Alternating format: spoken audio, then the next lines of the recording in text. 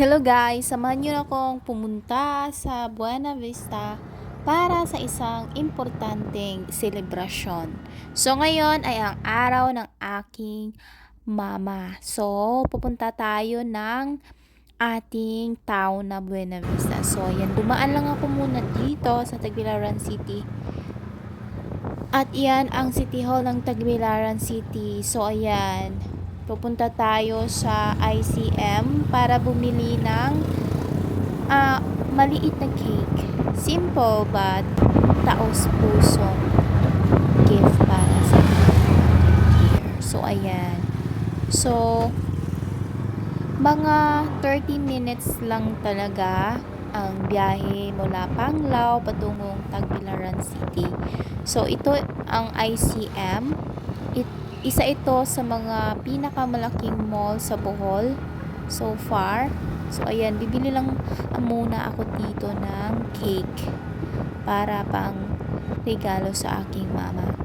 So ayan, dito na ako sa terminal, Dao Terminal. Lahat ng mga buses dito mula sa iba't ibang lugar ng Bohol ay nandito. So ayan, nagta-travel na ako niyan. So, ang ganda talaga ng tanawin habang pinagmasdan ko ang labas. So, super ganda talaga ng tanawin ng ating makikita nito. So, sobrang ganda talaga, no? So, ayan.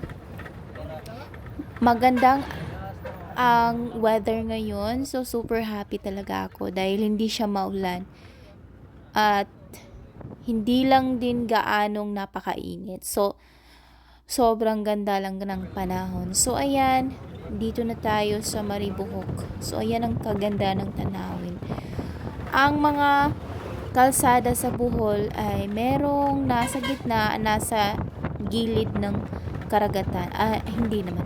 So, along the, ano lang yan, along sa mga bundok. So, dito tayo dumaan sa may malapit sa dagat.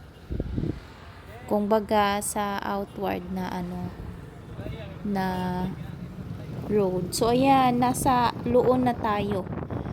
So ang mode of transportation natin, either mag-van ka, merong van, merong V-Hire. V-Hire ang tawag namin dito. Merong V-Hire, merong Ceres bus.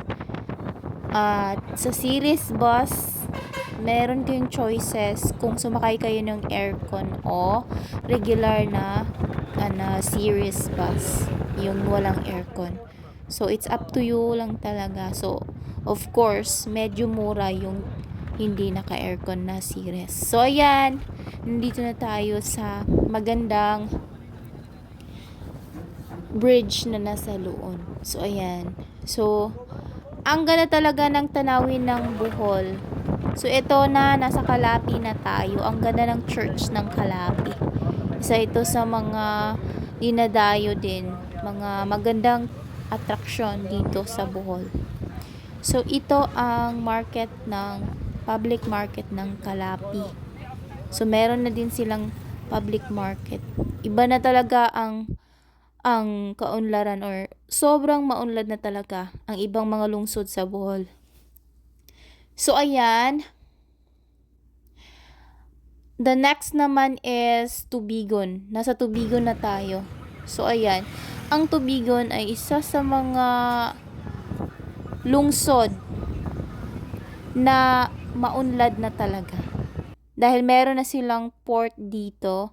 Tapos, meron na din mga malls dito.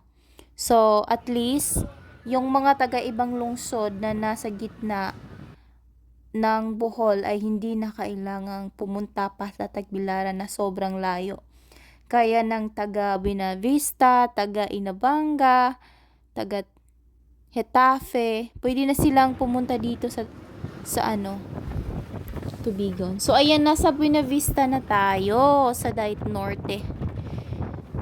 Dito ako madalas na naglalakad noon kasama ng mga classmate ko nung high school dahil papuntang bahay namin. So ayan na sa school ito ang school ko, alma mater.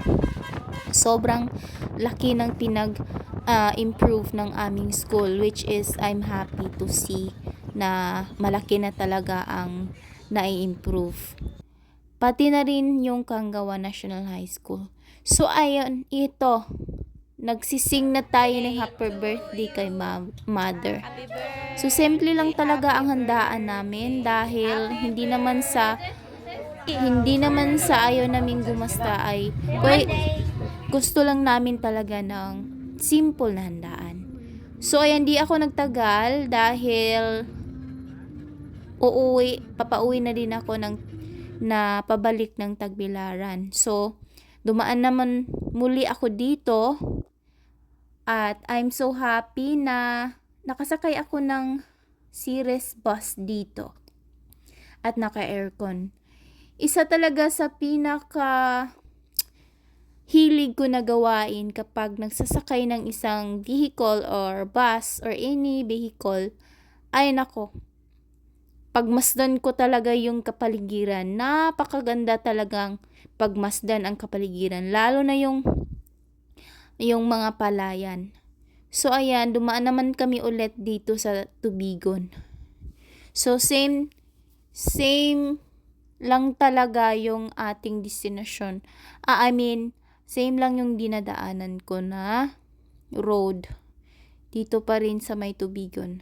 So ayan, eto ring Tubigon ay isa sa mga pinakamagandang atraksyon, churches dito sa Bohol. Isa sa mga pinakamatandang church dito sa Bohol na dinadayo din ng mga turista dahil sa apakagandang mga tanawin. So ayan, ay nako, sobrang ganda talaga ng tanawin. Nakakapagpasaya talaga sa puso. Lalo na kapag kagagaling ka lang sa syudad, tapos bumalik ka ng probinsya, ay nako. Napakaganda ng simoy, napakalamig ng simoy ng hangin at hindi mo alintana ang pagod. So ayan lang.